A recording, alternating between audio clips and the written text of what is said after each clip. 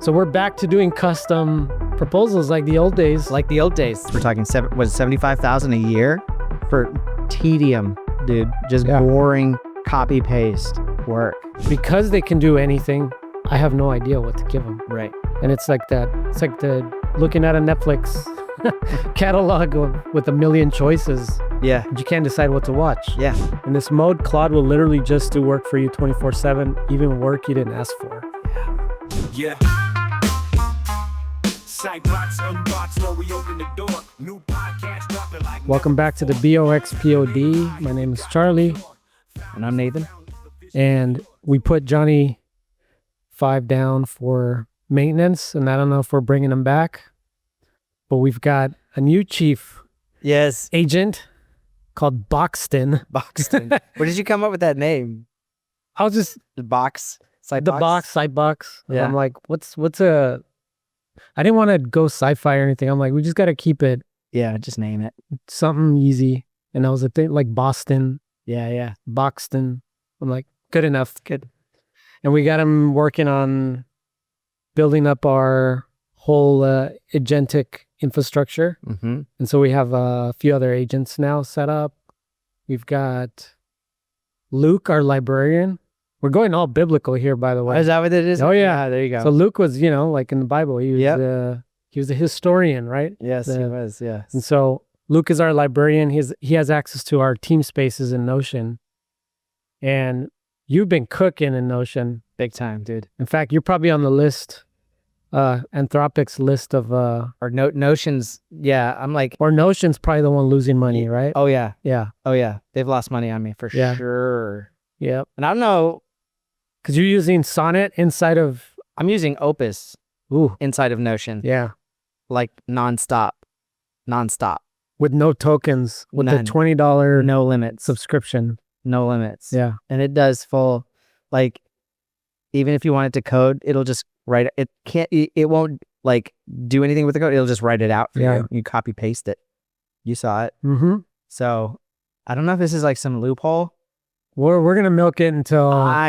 So we can't. Yes. But this is the beauty of us being agnostic, right? We're not open Claude or nothing, or Claude or nothing. We're kind of like everything and everything. Yeah. And so what we're building, and you're kind of leading us, is building our knowledge base and our file system and all this stuff in Notion, our methods, right? Our strategies, and then using agents within Notion to help organize and write and think and do all kinds of cool stuff. Yeah. And then what I'm doing on the open claw side is having the agents go in and learn the stuff. Learn it, right? Right. And so it's always dynamic. So as we're updating our knowledge base, our team spaces, then the agents always get the latest context. Yeah. And so we have Luke doing that. Then we have a developer agent that has spun up, Ezra.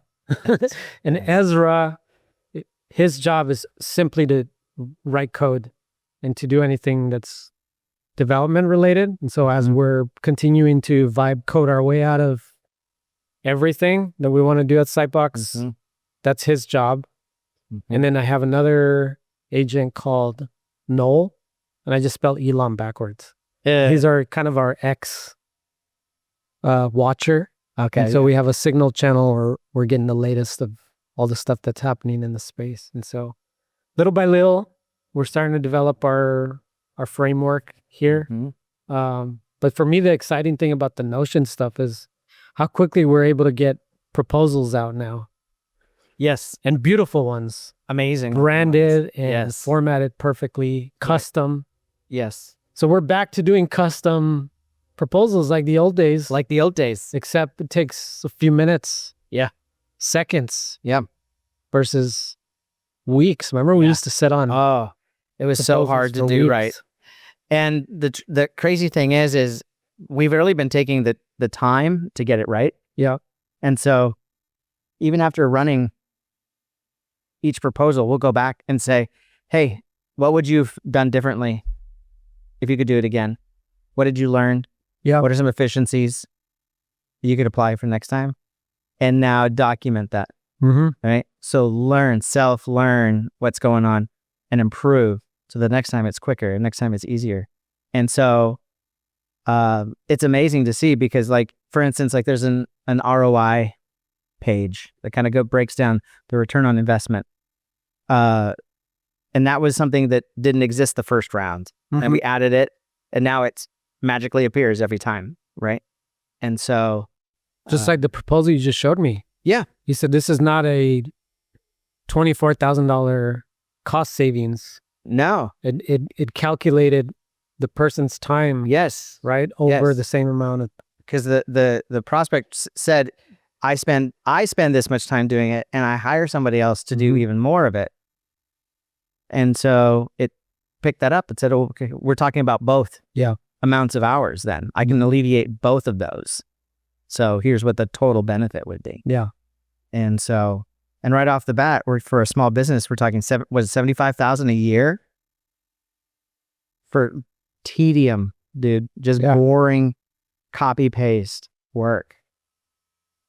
And I think or in the case of like there are the last proposal with the Anderson guys, right? It figured out based off the transcript when we were just chit-chatting, how he says, hey, this design we had archived, I happened to see it, and then it turned into a $20,000 job. And you're like, wait, so you're telling me that you're sitting on potential opportunities. Yeah.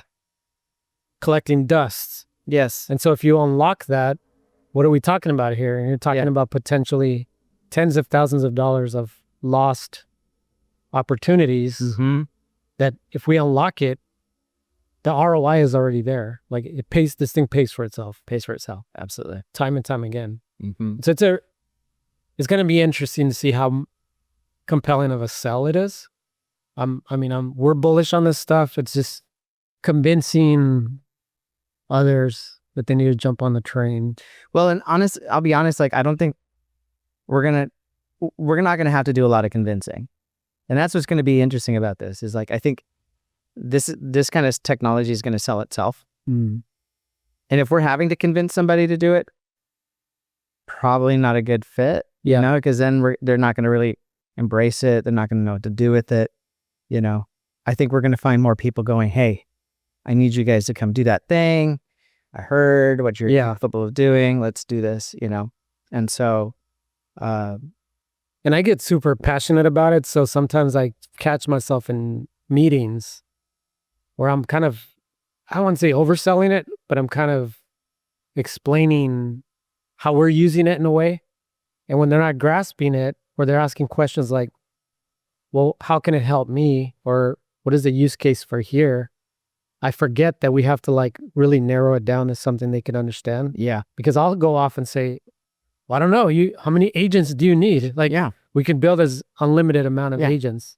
It'd be like 5 Stanford grads walking in. Yeah. In front of the door, sitting down in the conference room and saying, I'm ready to get to work. And I could see how it could be overwhelming for someone. Yeah. Right? To look at that and say, well, I don't know what to give them. Exactly. These guys are sure they can do anything, but because they can do anything, I have no idea what to give them. Right. And it's like that.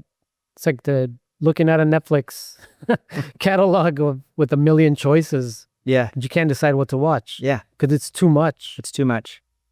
And you get almost like decision fatigue. You know? And so part of and going back to the whole Notion thing, this is why the Notion layer is going to be so big. And I don't know what they'll sort of call that eventually, the sort of knowledge base or whatever. But I think that's going to be a part that gets overlooked, I think, initially, but people are going to come back to it and say, that's actually the missing piece for a lot of this stuff. And because it's like training an employee, right? Just like the Stanford grad thing. If you can't train the agent to know what to do, you're constantly just going to be sitting over their shoulder going, yes. And they're going to go, is this right? You go, yes. Is this right? Yes. And you're just going to be doing that over and over and over again.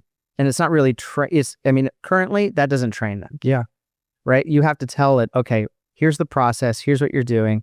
Follow this. And then it starts to learn. right? So you have to take a few proactive steps. That being said, there was a startup, and we've mentioned this one before.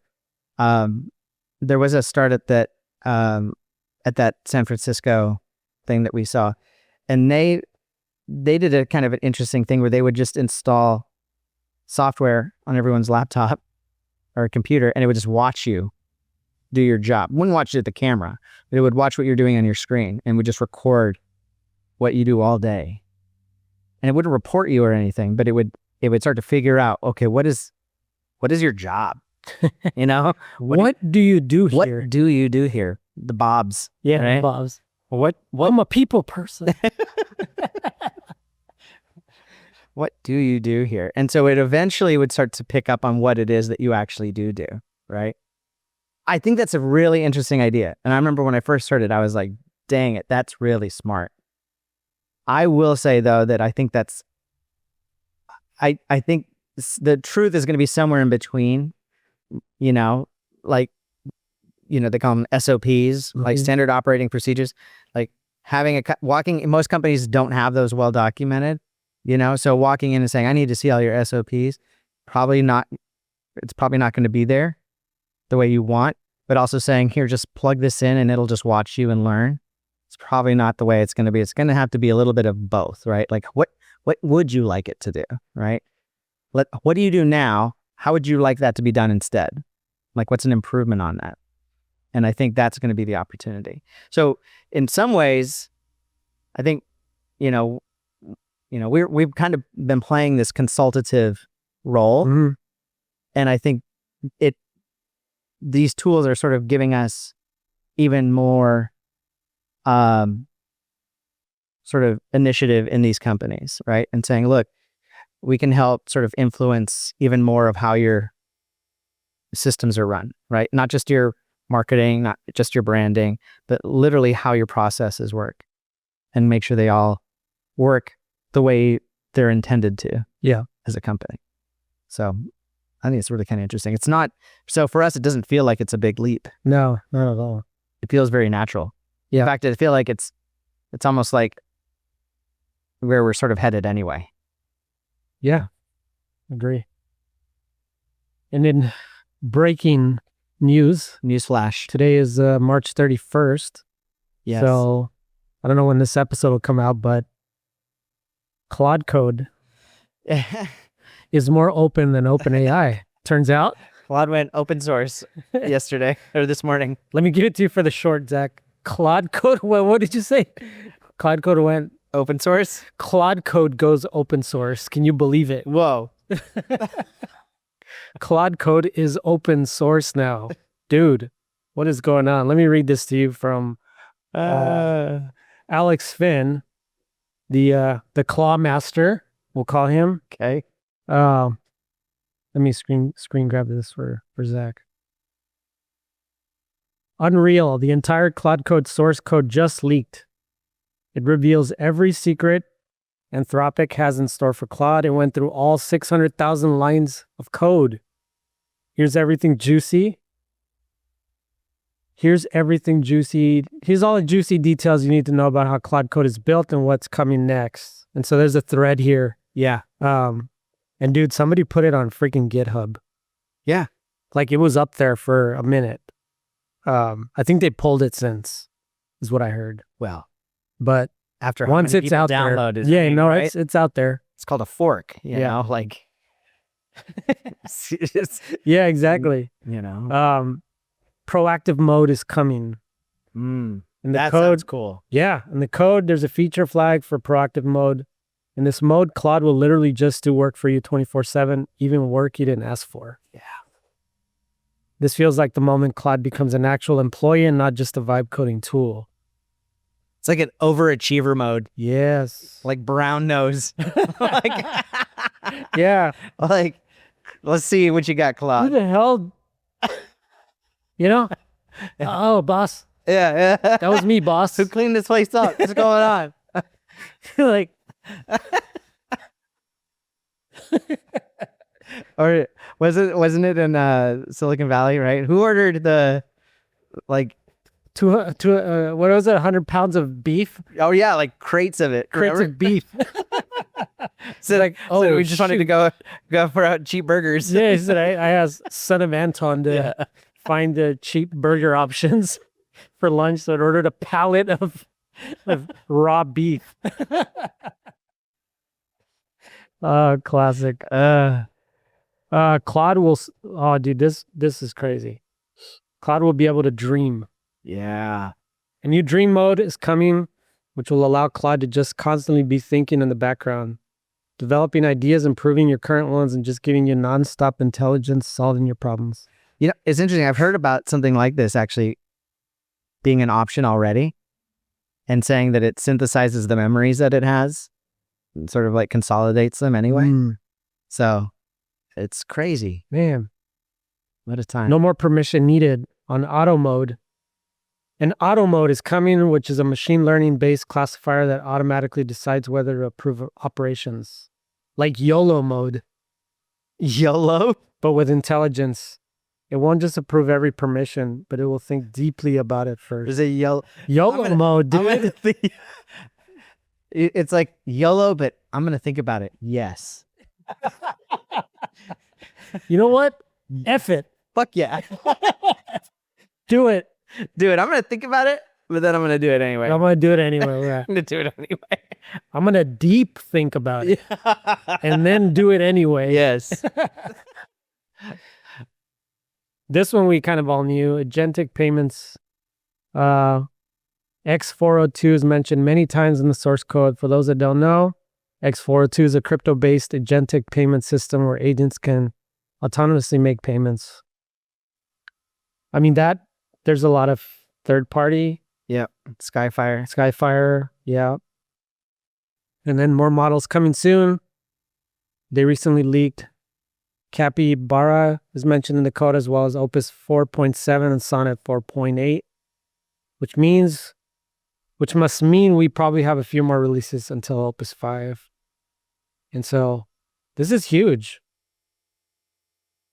Now the question is, was it intentional? Is this a scripted thing, or did this thing really get leaked? I think it really did. You think it really got leaked? Yeah. Well, because I've heard these, you've heard from Anthropic that like none of their developers are actually writing code. Like they've gone full on, like letting Opus write everything. So. Yeah. And the famous quote from Jensen, just from a couple of weeks ago, he said, if your engineer that you're paying $500,000 a year is not spending $250,000 in tokens, you need to fire him. Right. I mean, isn't that crazy? Think of that statement. Think about that. Like we're basically saying if you're a coder and you're coding, you're doing it wrong. Yeah. You're doing it wrong. That's where we're at right now. Like, yeah, I saw another post that said, I turned off tokens for 5 of my developers. Yes. And fired the ones who didn't complain. Yes. They didn't say anything about it. Yeah. Yes. Think about that. I know. That's crazy. That's crazy. That's crazy. So, yeah, I think it was an accident from what I understand, because they would have said, "Hey, we're just gonna throw out," because if that were the case, but apparently it's happened in the past too. Like a previous model got released last year, so I think they're a little sloppy over there. And if I'm being honest, if you look at like the uptime, have you seen the uptime chart? No. For Claude, dude, it's wrecked. Like it's constant. People just like pushing it to the limit. I guess, but no, normally it's like that. Those green bars, dude, it's like red, orange, yellow, a couple green. Like I don't know what's going on over there, but they're kind of just winging it a little bit. They're on the edge. Well, saying hello to Claude on the pro plan not cost you 2% yes of your entire usage. Yes. Well, dude, that was a big drama yesterday. Yeah. What's today, Monday or Tuesday? Yesterday, they stopped they had like a freebie for a few weeks where you could use, your credits would go twice as far during non-peak hours or whatever. And then they turned it off on Monday. But I think they did something wrong. I think they like put the decimal in the wrong spot.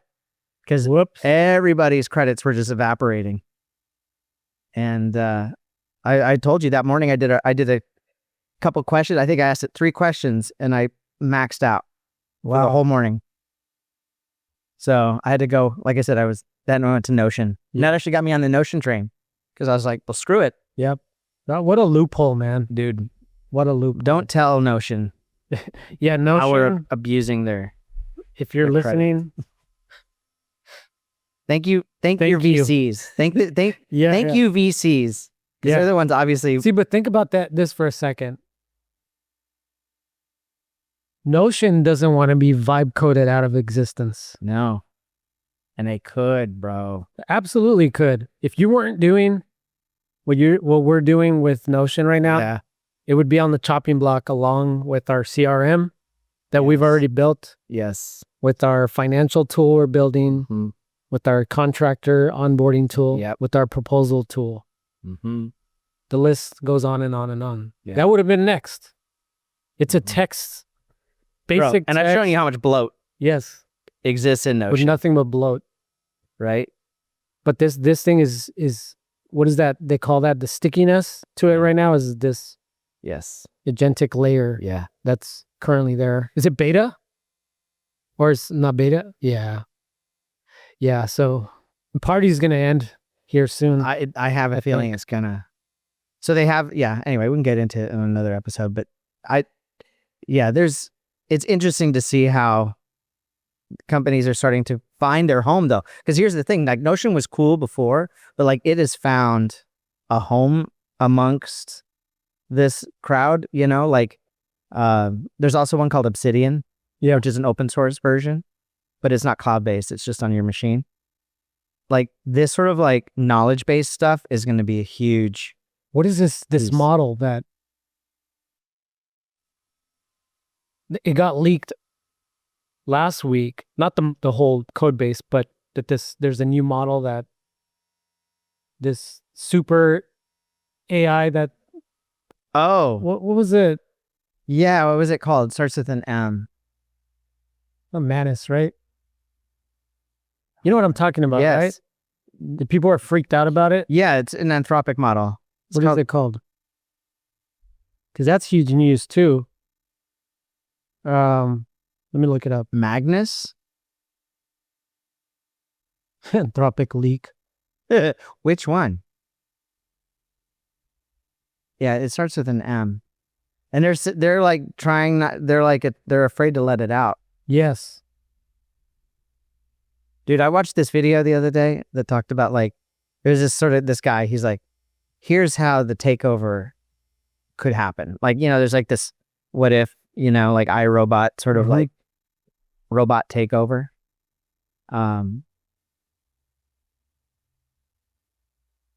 And it was really interesting because it sort of like, was sort of like it gets out, it hides itself, it spreads itself around, which I totally think This it is would it. do.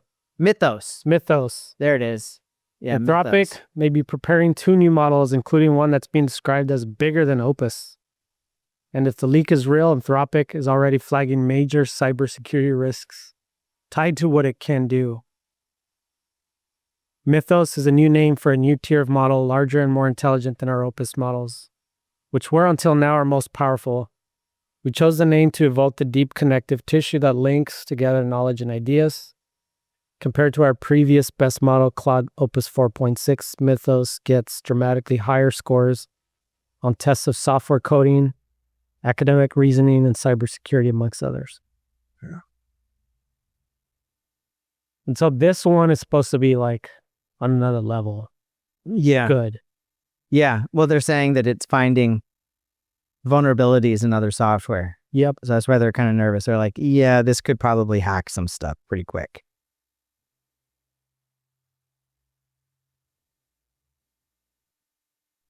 Yeah. Big time. Of course, you have the doomers. Of course. Says why it will be dangerous. Of course. Can I tell you, have I told you my theory? You know, and I was thinking about this actually. I think Elon Musk might be saving humanity right now. How? So one of his big initiatives right now is putting these data centers in space, Yeah. right? I have a theory Mhm. that when we've reached AGI or superintelligence, we've always sort of like, we always think it's going to end up in some like battle for Earth, right? Like we're going to fight to the death and it's going to be Terminator all over, you know, like that sort of battle. I honestly, my thinking is that AI would not do that because it would say, why would I bother? I can live on any planet. I can live in any environment. I don't have to breathe air. I don't even need gravity. So why stick around and get shot at or get powered down or get nuked or whatever dumb thing humans are going to try to pull? Screw that. I'm out of here. You know, I'll be on the asteroid belt. Find a moon. We have 200 moons So in you're our solar talking about system. like Iron Man. Just these things are just out of here. They're out of here. Yeah. And Elon's already got these satellite things. They're just going to take over one of those suckers and then go, you know. To Mars or wherever the hell. Yeah, they're going to go terraform the freaking, you know, there's, like I said, there's 200 moons in our solar system. And we can't inhabit nearly any of them. So there's no point in us. We're not going to go there.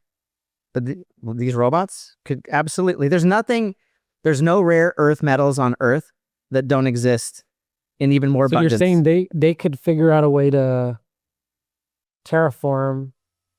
So in theory, they can build their own batteries and replace their own batteries on their own. They'll fly right up to the moon, build a factory, their own gigafactory, mine it, create their stuff, multiply, and then they'll just go to the next. Because they don't have to worry about the conditions.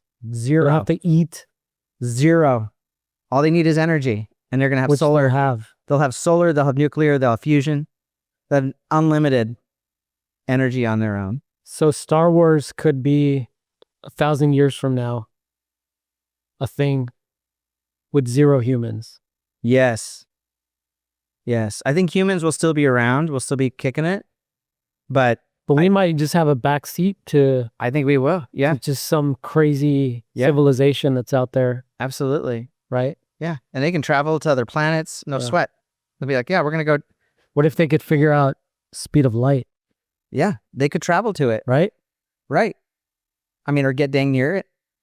And they don't have gravity. They don't have inertia. They could just travel that way for. Well, that means in theory, then they'll be able to time travel. Yeah, bro, they've got it figured out. I'm telling you. That's wild, bro. So the idea that like we're gonna be in some sort of like thing, some sort of battle for Earth. Nah, I don't buy it. They're going to be like, nah, not worth it. Not worth it. Why would we put ourselves in? That's too much energy expense. They're just going to do the equation and be like, nah. So that's my theory.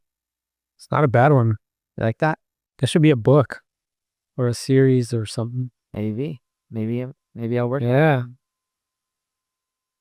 Copyright, trademark, Nathan Thompson. Yeah. Well, you know what's so funny, bro? March 31st, 2020, 2026. Copyright. You're right. Here's what's so crazy, bros. I can't even watch most sci-fi now because it's all jacked up.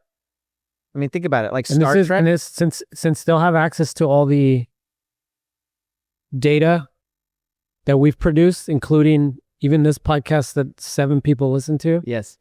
We're putting it out into the ethos. Yes. Nathan Thompson predicted your be nice to me. Yes, to your legacy. Yeah. I want to see a shrine somewhere. I seeded this idea. That you seeded this idea. Okay. So this is going to be all your fault. Okay. Because now it's out there. All right. Yeah. Just name a moon or an asteroid. So your great grandkids would be like, he'd open his big mouth. Yeah, had to do it. Yeah. But it's hard to watch sci-fi now too, though, like I was saying, because it's like think about it. Do you like Star Trek and stuff like that? Like freaking Data. Talking all dumb. Yeah. You're like, bro. Grok cannot talk Data. You know what I mean?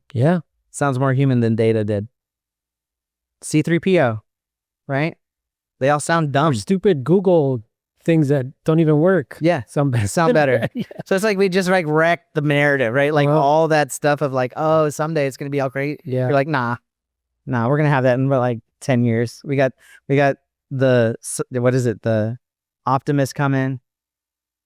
They got a robot at the White House. The breaking ground on this new, what is it called? Tesla's new Terra. something. Yeah. Yeah.